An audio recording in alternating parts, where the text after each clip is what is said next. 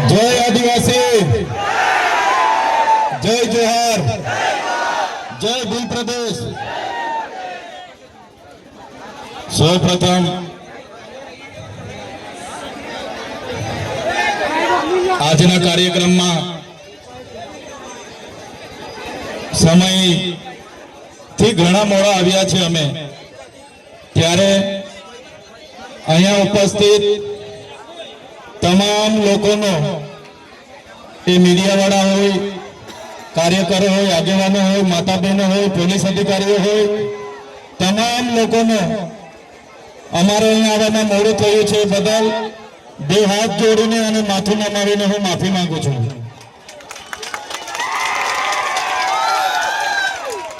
કેવડિયામાં એક ઘટના આકસ્મિક બની ગઈ અને મારે દાહોદથી સવારે ત્યાં જવું પડ્યું, જે 3 યુવાન એકને એક દીકરાઓ આકસ્મિક ઘટનાના લીધે ત્યાં મૃત્યુ પામ્યા અને પરિવારની આશા હતી, એમની માંગણીની લાગણી હતી કે ચૈતરભાઈ આવે, અમને મળે, અને મારે દાહોદથી અહીંયા આવવાની જગ્યાએ સીધું કેવડિયા જવું પડ્યું અને ત્યાંથી ફરી અહીંયા આવ્યા છે, એના લીધે અમે મોડા આવ્યા છે, એટલે માફી માંગુ છું। છતાં વરસાદ છે, મોડું થયું છે, છતાં મંચસ્થ આયોજન કરનારના મંચસ્થ આગેવાનો એવા મારા સાથી મિત્ર, વિદ્યાર્થીઓના નેતા તરીકે આખા ગુજરાતમાં ઓળખીતા, બાપુ તરીકે જાણીતા મારા સાથી મિત્ર યુવરાજસિંહ જાડેજાજી, સાથે પંચમહાલ જિલ્લા આમ આદમી પાર્ટીના પ્રમુખ એવા પ્રવીણભાઈ રાઠવા, મહીસાગર જિલ્લા આમ આદમી પાર્ટીના પ્રમુખ એવા બાબુભાઈ ડામોર, જાંબુઘોડા તાલુકાના પ્રમુખ એવા જયેશભાઈ, તમામ તાલુકાના આમ આદમી પાર્ટીના પ્રમુખશ્રીઓ, મહામંત્રીશ્રીઓ, ઉપપ્રમુખશ્રીઓ, મહિલા મોરચાના પ્રમુખશ્રીઓ અને જુદા જુદા ગામમાંથી અહીંયા ઉપસ્થિત થયેલા આદરણીય સન્માનીય વડીલો, યુવાનો, માતા બહેનો, સૌને મારા જોહાર નમસ્કાર કરું છું।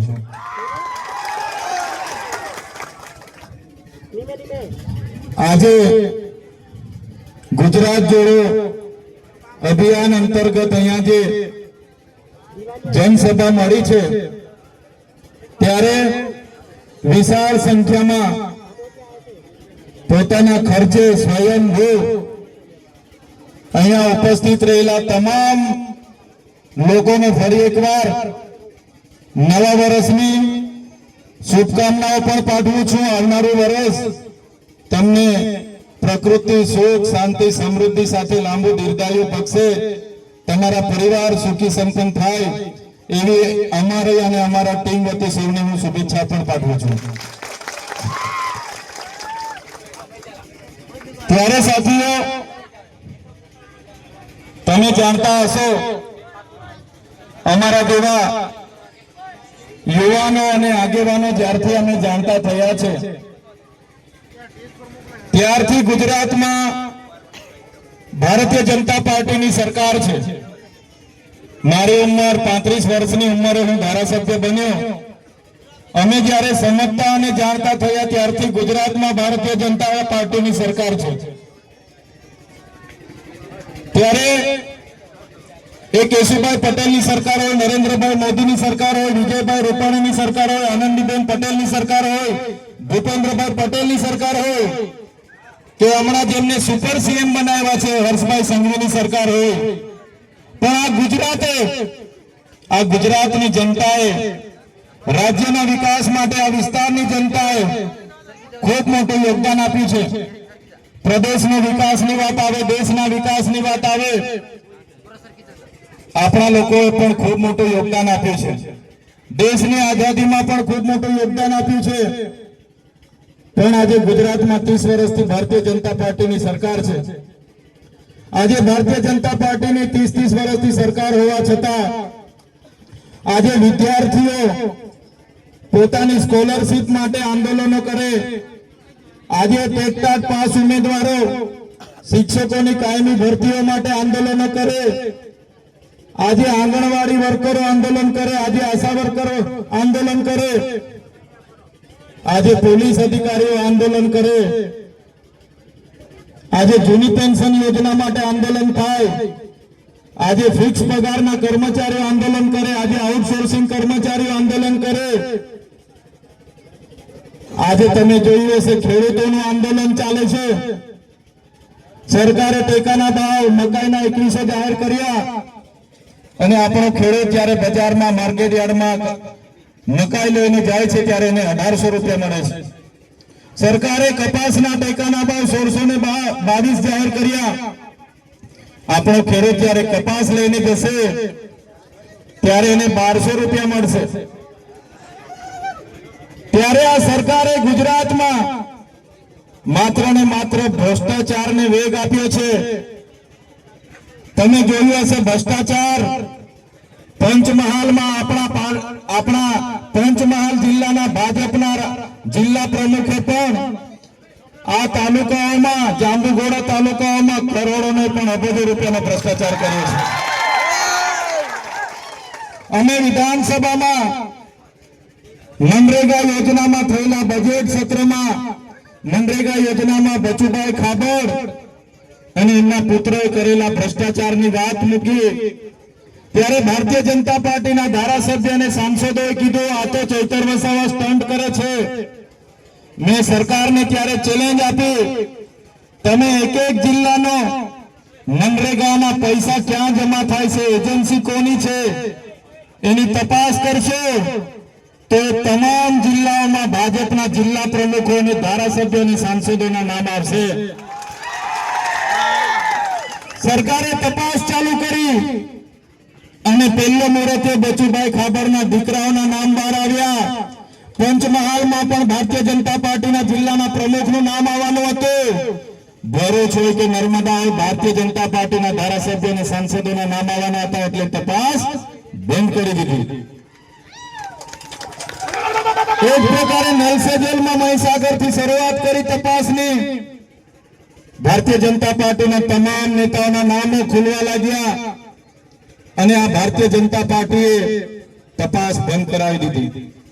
અમે સરકારને નકલી કચેરી બતાવી, અમે સરકારને કીધું આ નકલી કચેરીઓમાં કરોડો રૂપિયા આ વિસ્તારની ગ્રાન્ટ ખવાય છે। અમે સરકારને કીધું આ ભ્રષ્ટાચાર મનરેગામાં થાય છે, નલ સે જલમાં થાય છે, સસ્તાનું અનાજ મળે છે એમાં થાય છે અને એક એક કચેરીઓમાં કમિશનો આપ્યા વગર કામ નથી થતા। સાથે સાથે અમે યુવરાજસિંહ બાપુ સાથે ટેટ પાસ ઉમેદવારો માટે યાત્રાઓ કરી।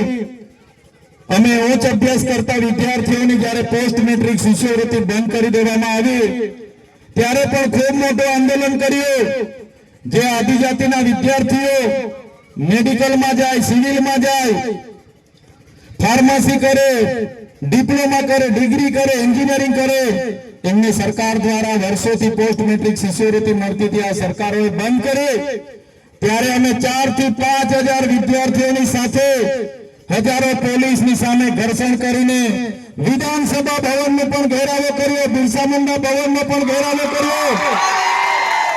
વિધાનસભામાં એમના મંત્રી સામે આંખમાં આંખ મિલાવીને કીધું અને સરકારે આખરે ઝૂકવું પડ્યું અને પરિપત્ર કરીને 600 કરોડ રૂપિયા 60,000 વિદ્યાર્થીઓને આપવા પડ્યા। ત્યારે આ વિસ્તારમાં શિક્ષકોની વાત હોય, રોડ રસ્તાની વાત હોય, આ વિસ્તારમાં દવાખાનામાં પૂરતા ડોક્ટરોની વાત હોય કે સાધનોની વાત હોય, આ વિસ્તારમાં કરતા કબાડોની વાત હોય, દરેક વખતે અમે સરકારને અમારે રોડ પર ચાલીને પદયાત્રાઓ કરવી પડે તો પદયાત્રા કરીને બતાવ્યું છે, અમે રોડ પર ધરણા દેવા પડે તો ધરણા દીધા છે, ભૂખ હડતાલ કરવી પડે તો ભૂખ હડતાલ કરી છે, પેપરો ફૂટે ત્યારે સરકારને અમે બતાવ્યા છે। આ બધું જ્યારે સરકારને અમે બતાવીએ છે ત્યારે સરકારને આ ગમતું નથી। સરકાર એવું કહે છે કે અમારી 30 વર્ષની સરકાર, અમારું તંત્ર, અમારી પોલીસ, અમારી ફોજ, 162 અમારા ધારાસભ્ય અને આ હમણાંના ધારાસભ્ય ચૈતર વસાવા, એમના મિત્ર યુવરાજસિંહ જાડેજા, આમ આદમી પાર્ટીના આગેવાનો કેમ અમારી સાથે ચેલેન્જ કરે? એમણે તમે જોયું હશે કે મારા પર આખો ને આખો ખોટો કેસ આખો ઉભો કર્યો। આખો કેસ ઉભો કરવામાં આવ્યો।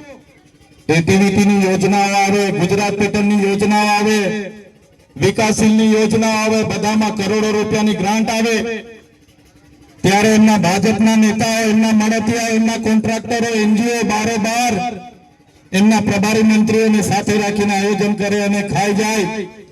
ત્યારે મેં ત્યાં વિરોધ કર્યો। મેં કીધું એટીવીટીમાં ચૂંટાયેલા પ્રતિનિધિઓ જ આયોજન કરશે, કોઈ બહારના કોન્ટ્રાક્ટરોને આમાં અમે બેસવા નહીં દઈએ। બસ આટલી વાતમાં એ લોકોએ મારું આયોજન કરી નાખ્યું। ઘણી ટાઈમથી મારી રાહ જોઈને બેઠા હતા અને તે દિવસે મને એ લોકોએ ફસાવી લીધો। તમે જોયું હશે, ઓફિસમાંથી જ્યારે હું જેવો બહાર નીકળ્યો, ભાજપના સાંસદ ત્યાંના મનસુખ વસાવા આખું ટોળું લઈને આવી ગયા, આખા જિલ્લાની પોલીસ આવી ગઈ અને એક જાગૃત ધારાસભ્ય તરીકે મને તાત્કાલિક ત્યાં અરેસ્ટ કરી લેવામાં આવ્યો। તમે જોયું હશે, એરેસ્ટ કર્યા। મેં કીધું મારો ગુનો શું છે, મારી વાત શું છે કે મને તમે એરેસ્ટ કરો છો, મને એફઆઈઆર આપો, કોણે મારા પર ફરિયાદ કરી છે? છતાં ભાજપના નેતાઓના ઈશારે, એમના ગૃહમંત્રીના ઈશારે પોલીસે ધક્કા મુક્કી કરીને ઘસડીને મને જીપમાં બેસાડ્યા। ત્યાંથી મને રાજપીપળા જેલમાં લઈ જવામાં આવ્યો।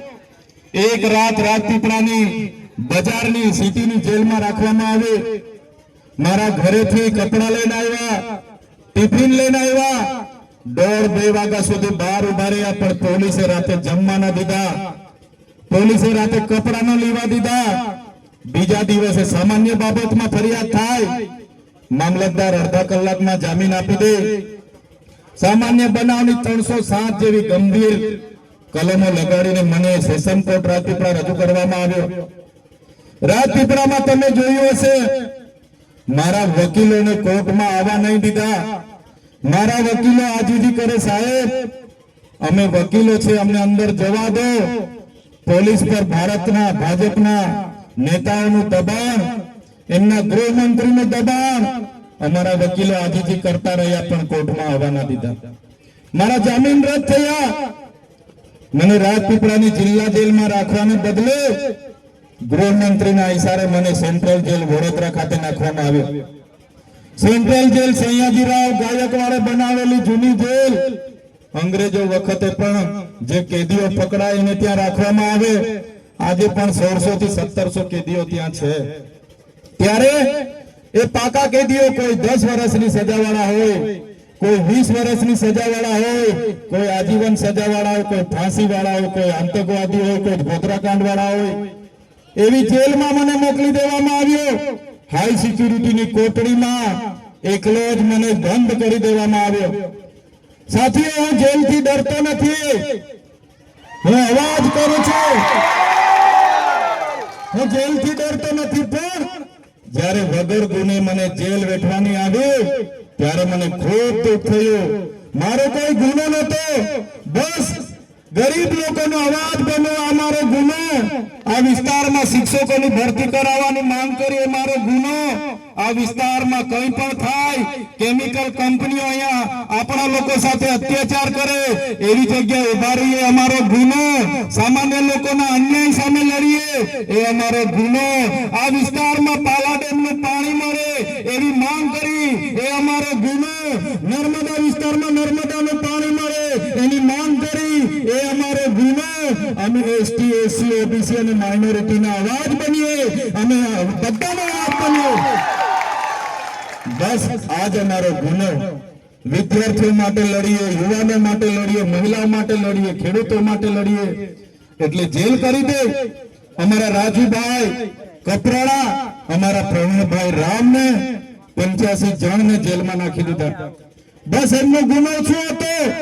એ ખેડૂતોના પાકનો યોગ્ય ભાવ માંગતા હતા, સરકારે જાહેર કરેલો ભાવ માંગતા હતા, પણ આ તાનાશાહી સરકાર અમને દબાવવા માટે જેલમાં નાખી દીધા।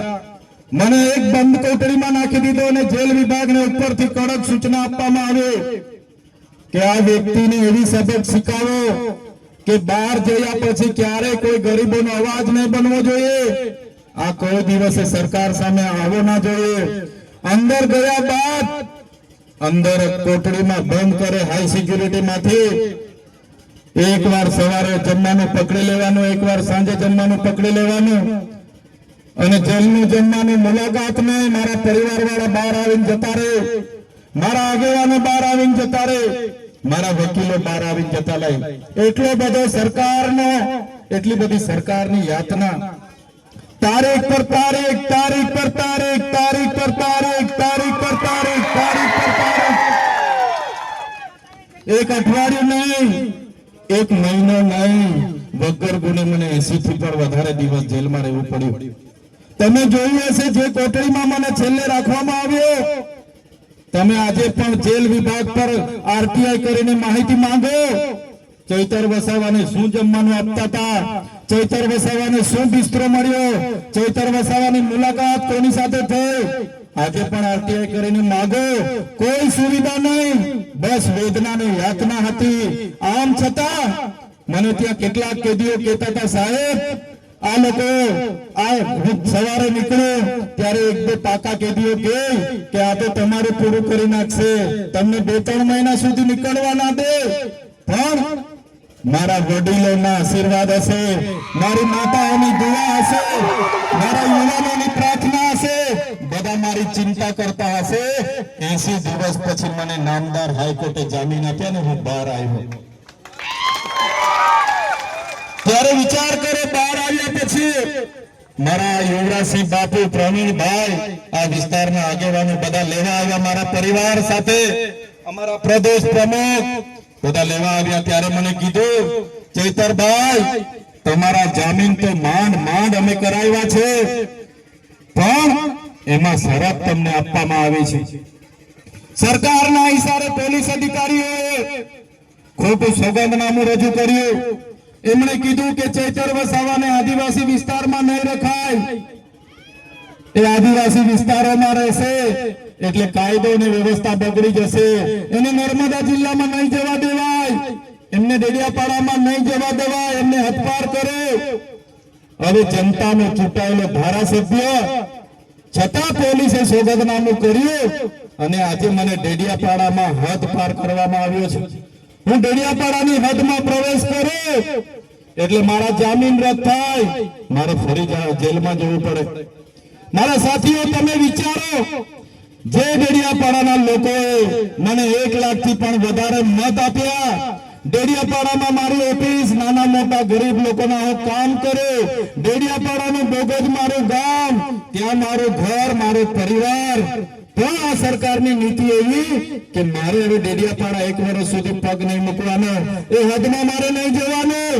ત્યારે મારા સાથીઓને કહેવા માંગુ છું, આ તમારા ભાઈ, આ તમારા દીકરા સાથે જે આ સરકારે અન્યાય કર્યો છે, એનો બદલો આવનારી ચૂંટણીઓમાં તમારે લેવાનો છે. આ યાતના, આ વેદના અમારે એટલા માટે તમને કહેવી પડે કે ઘણા લોકો અમને બોલાવે છે, અવતારો ચૈતરભાઈ, મંત્રીમંડળમાં બનાવી દઈશું મંત્રી, પણ તમે મને મંત્રી બનાવી દેશો, પૈસા કમાઈ લઈશું, ગાડી ઘોડા થઈ જશે, બંગલા બનાવી લઈશું, પણ જે અમારી ગરીબ જનતાનો અમને જે પ્રેમ મળ્યો છે એ મારા માટે મંત્રી અને મુખ્યમંત્રી કરતા પણ વધારે છે. મારા લોકો 11 વાગ્યાના ફૂલહાર લઈને મારા માટે ઉભા છે, હજારોની સંખ્યામાં ખાધા પીધા વગર રાહ જોઈને ઉભા છે. આ મારા માટે મંત્રી અને મુખ્યમંત્રી કરતા પણ વધારે છે. આ સરકારની 30 વર્ષની રાજનીતિમાં અમારી લડત એટલી ચાલી છે. આમ આદમી પાર્ટી લડે છે, જેલમાં પણ જવું પડે તમે જઈએ છીએ, પણ અમારો અવાજ ક્યારે અમે દબાવવા નથી દેતા. આવનારા દિવસોમાં પણ આવી કેટલીય જેલ થશે. ચૈતર વસાવા એકલા નથી, તમારો બધાનો અવાજ છે.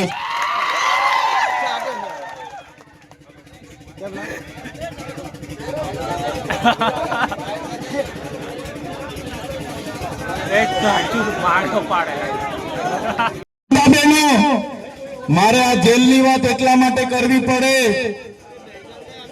આજે તમે જેલ વિભાગ પર તમે માહિતી માંગશો. જે કોટડીમાં હું રહેતો હતો એ કોટડીની બહાર મારા પગ પડી જવાના હતા. 2 દિવસ સાપ કાળા ફેણિયા નાક કે આપણે બ્લેક કોબરા કે મેં ત્યારે જેલમાંથી મેં જેલ બદલીની માંગ કરી કે મારી કોટડીની આજુબાજુમાં કાયમ સાપો નીકળે છે, છતાં જેલ વિભાગે મારી કોટડી નહીં બદલી, છતાં સરકારે મને મારી જેલ બદલી નહીં કરી આપી, અને ત્યારે જેલમાં સાપો નીકળે, હું સિપાહીને બૂમ મારે, સિપાહી આવે અને બહારથી રેસ્ક્યુ વાળાને બોલાવી લાવે, મારી નજર સામે મારા પગ પડી જવાના હતા એવી જગ્યાએથી બ્લેક કોબરા 2 પકડીને લઈ જવામાં આવ્યા. 5મા દિવસે એક પકડાયો, 15મા અને 16મા દિવસે એક પકડાયો, અને એવા કેટલાય સાપ મારી કોટડીના મારા ઝાંઝરો, મારા પગ કને ઝાંઝરો બાથરૂમ હતું એમાં એક સાપ ઘૂસી ગયો. આજે પણ મારા યુવાનોને કેમ છું, તમે આરટીઆઈ કરો, જેલ વિભાગને પૂછો કે ચૈતર વસાવાને ત્યાં કેટલા સાપ પકડાયેલા અને કેટલા નથી પકડાયા, શું જમતા હતા, બધી જ વિગતો તમને મળશે. આ કહેવા માટે મારે એટલા માટે કહેવું પડે કે અમે ગરીબોનો અવાજ બનીએ, અમારા બાળકોનું શિક્ષણ માંગીએ, અમારા લોકો માટે સિંચાઈનું પાણી માંગીએ. એટલે સરકારની આ હેરાનગતિ જોઈ લો તમે, સરકારની નીતિ જોઈ લો તમે. આવી હેરાનગતિ, આવી વેદના અમે પણ વેઠીએ છીએ, અને અમે એટલા માટે વેઠીએ છીએ કે અમારી સાથે તમારા જેવા ગરીબ લોકોના આશીર્વાદ છે. આ સરકારને અમે ઉપાડીને ફેંકી દઈશું. અમે નાના માણસો છે, અમારી ટીમ પણ બહુ નાની છે, એમના નેતાઓ ખૂબ મોટા છે, કરોડોપતિ છે, પોલીસ એમની, આર્મી એમના પર છે, યંત્ર મંત્ર તંત્ર બધું જ એમનું છે સાથીઓ. પણ આ લોકો સામે અમે ત્યારે જ લડી શકીએ છીએ તમારો અમારી સાથે સાથ અને સહકાર છે, એટલા માટે જ અમારી હિંમત છે, એટલા માટે જ આ લોકો સામે અમે લડીએ છીએ. ત્યારે તમે જોયું હશે મારા જેલવાસ દરમિયાન છૂટ્યો અને હજારો લોકો રોડ પર આવી ગયા. વડોદરાથી 9:30 વાગે નીકળ્યા અને મારે રાજપીપળાને મોવી પહોંચતા 5:30-6 વાગી ગયા. ગામડાના લોકો સ્ટેશને આવી જાય, ફૂલહાર લઈ મારી મા દીકરીઓ મને કહે કે અમે તો ઉપવાસ કર્યા છે, અમે તો તમારા માટે માનતા રાખી છે, વ્રત રાખ્યા છે. ત્યારે મને થયું કે જે ગરીબ અને સામાન્ય લોકો માટે અમે લડીએ છીએ, જે આદિવાસી ઓબીસી માઇનોરિટી હોય, પટેલ હોય કે રાજપૂત સમાજના 18 વર્ગો માટે અમે લડીએ છીએ, એ સમાજ આજે જાગે છે. આવનારા દિવસોમાં સરકારોને અમે ઉખાડીને ફેંકી દઈશું. અમારી લડત એટલી જબરજસ્ત ચાલુ થઈ છે કે આ ભારતીય જનતા પાર્ટીને ગુજરાતનું મંત્રીમંડળ બદલવું પડ્યું છે. પણ મેં તમામ મારા વડીલોને, મારા યુવાનોને, મારી માતા બહેનોને આહ્વાન કરું છું, એ લોકો મંત્રીમંડળ બદલે છે, આવનારા 2027માં આપણે સરકાર બદલી નાખીશું, સરકાર બદલી નાખીશું. આપણા વડીલોમાં કહેવત છે, ભેંસ દૂધ ઓછું આપે તો ભેંસના ખીલા બદલવાના નથી રહેતા, આપણે ભેંસ જ બદલી રાખવાની રહે છે, અને આપણા વખતે સરકાર બદલી નાખવાની છે. તાનાશાહી એમની જોઈ લીધી, ભ્રષ્ટાચાર એમના જોઈ લીધા છે, પોલીસનો દુરુપયોગ કરતા એમને જોઈ લીધા છે. એટલે આ સરકારોને આવનારા દિવસોમાં ઉકાળીને ફેંકી દઈશું. જેલમાંથી આવ્યા બાદ મારો મોબાઈલ પણ જમા હતો, ઘણા સમય સુધી આપણો સંપર્ક નહીં થઈ શક્યો. ત્યારે કેટલાક આ વિસ્તારના મંત્રીઓ, કેટલાક આ વિસ્તારના સાંસદો અને નેતાઓ અમને કહેતા હતા, ચૈતર વસાવાનું તો પૂરું થઈ ગયું, ચૈતર વસાવા તો હવે ગયો, ચૂંટણીઓ પત્યા સિવાય એમને અમે નીકળવા નથી દેવાના. ત્યારે નેતાઓને પણ આજે આ પવિત્ર ધરતી પરથી કહેવા માંગુ છું, તુમકો કા લગતા થા નહીં લौटेंगे, तुमको क्या लगता था नहीं लौटेंगे, गलत जब तक तोड़ेंगे नहीं तब तक छोड़ेंगे नहीं. हमको क्या अंडे पंडे गुंडे झंडे समझ के रखा है क्या? ये चैतर वसावा है, कभी झुकेगा नहीं. આ હિંમત એ તમારો બધાનો સહકાર છે એટલે અમે કરીએ છીએ. તો આ સરકારો અમને ક્યારનું અમારું પૂરું કરી દે, નાની નાની બાબતોમાં જેલોમાં મોકલે છે. ત્યારે મારા સાથીઓ, આ જેલવાસ દરમિયાન તમે બધાએ મારી ચિંતા કરી, તમે મારા માટે, મારી બહેનો ઉપવાસ કર્યા, ચિંતા કરે, પ્રાર્થના કરે. કેટલાક મારા સાથીઓ મારા માટે દુઆ કરતા હતા. ત્યારે આજે નવા વર્ષે मैं तमने मळवा मांगतो तो कि मारे रूबरू जोवुं छे, मारे रूबरू जोईने मारा मारा वडीलोना आशीर्वाद लेवाना छे, मारे रूबरू जोईने मारी माताओना आशीर्वाद लेवाना छे, मारा भाईओने मळवानुं छे। त्यारे आजे हूँ तमारी वच्चे आवीने ऊभो रह्यो छुं। साथीओ ए लोको मने आजे देडियापाड़ा नथी जवा देता। वच्चे में अमारा सांसदना गाममांथी पदयात्रा काढी त्यारे लोको भाजपवाळा के एमना અહીં રાજપીપળામાં રહે છે અને અમારા રાજપીપળાના વિસ્તારમાં હવે એનું નાટક ચાલુ થયું છે ત્યારે એમની નર્મદા જિલ્લામાંથી પણ કાઢી દેવાના છે। ત્યારે એ લોકોને હું કહેવા માંગુ છું, તમે મારા દેડિયાપાડામાંથી મને કાઢી નાખશો, તમે મારા જિલ્લાના નર્મદામાંથી મને કાઢી નાખશો, પણ આ ચૈતર વસાવા અમારા લોકોના દિલમાં રહે છે, ત્યાંથી કોઈ કાઢી નથી શકવાનું, ત્યાંથી કોઈ કાઢી નથી શકવાનું। અમારા લોકોના મનમાં અને દિલમાં અમે રાજ કરીએ છીએ। એટલો બધો ડર છે આ લોકોને। રાત દિવસ અમારી ઇન્ક્વાયરી થાય છે, ક્યાં ખાઈએ છે, ક્યાં રહીએ છે, આવી બધી નીતિઓ આમની ચાલે છે। સાથીઓ, ભલે મને નર્મદા અને દેડિયાપાડામાં મારા પરિવારને મળવા નથી દેતા, પણ હું મારા ઘોગંબામાં, મારા મોરવા હડપમાં, મારા જેતપુરમાં, મારા પંચમહાલમાં, કોઈ પણ ગામમાં, आ विस्तारना कोई पण गाममां हूँ राते पण जतो रहीश। मारी बेन दीकरीओ मने राते पण रोटला आपीने खवडावशे। आ मारो परिवार छे, आ मारुं गाम छे अने हूँ पण आजे तमने केम छुं, आ चैतर वसावानी पूरी टीम, आम आदमी पार्टीनी पूरी टीम अन्याय सामे लड़शे लड़शे लड़शे ने लड़शे। बस अमे तमने अपील करवा माटे आव्या छे। અમે એકલા પડીએ છીએ, ટીમ નાની છે, આવનારા દિવસોમાં તમારો સહકાર જોઈએ છે। 30 વર્ષની સરકારના મૂળિયા એટલા બધા ઊંડા જતા રહ્યા છે કે તમારા સહકાર વગર નીકળે એવા લાગતું નથી। તો તમારો સહકાર જોઈએ છે, બે હાથ ઊંચા કરીને બધાએ સહકાર આપવાનો છે।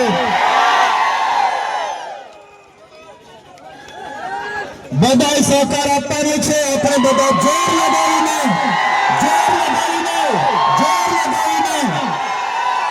भारतीय जनता पार्टी ना मोड़िया उखाड़ी ने फेंकी देशो आपणे।